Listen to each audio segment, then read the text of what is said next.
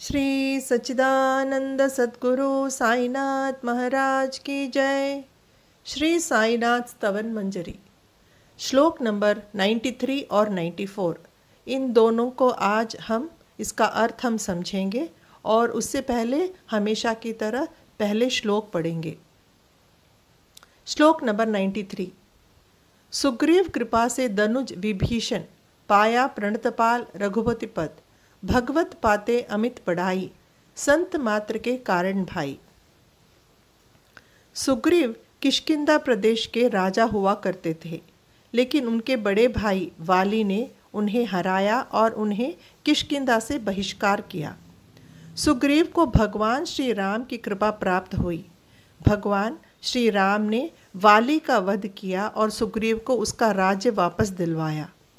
विभीषण जो थे वे असुर कुल के रावण जो लंका के राजा थे उनके दनुज यानी कि छोटे भाई थे। असुर कुल में जन्म लेने के बावजूद विभीषण में अच्छे आचार, अच्छे विचार और गुण थे।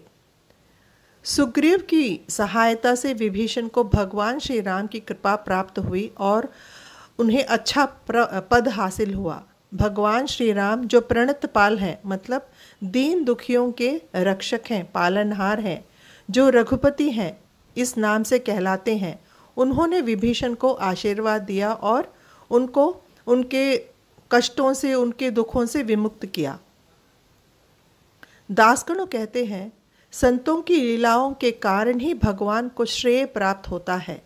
एक सच्चे मार्गदर्शक के रूप में सुग्रीव ने एक असुर विभीषण को ईश्वर तक पहुंचाया और उसका रास्ता दिखाया और उसका मार्गदर्शन भी किया। इसी कारण विभीषण को भगवान श्री राम की कृपा करुणा प्राप्त हुई।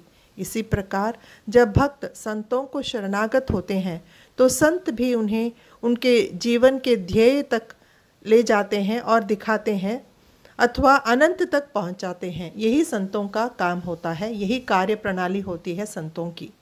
अब श्लोक नंबर 94।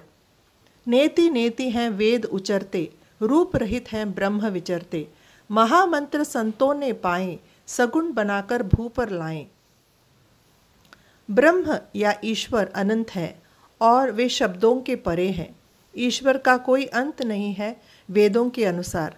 नेति नेति ये जो शब्द है एक संस्कृत शब्द है जिसका अर्थ है न इति न इति, या अंत नहीं है अंत नहीं है, इसका अर्थ यही है।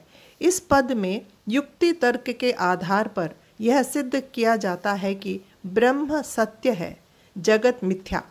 ईश्वर पंचभूत नहीं है, इंद्रिय नहीं है, मन बुद्धि अहंकार नहीं है, वे सभी तत्वों के अतीत हैं।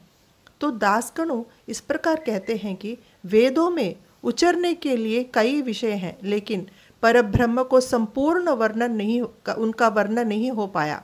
इस प्रकार के अवर्णनीय ईश्वरीय स्वरूप ही संत सद्गुरु होते हैं, जो सगुण ब्रह्म का रूप धारण किए हुए पृथ्वी पर लोक कल्याण के लिए विचरते हैं। ऐसे ही परम पूजनीय अद्वितीय अवतार हमारे साईनाथ हैं। ओम साई राम, जय साई राम।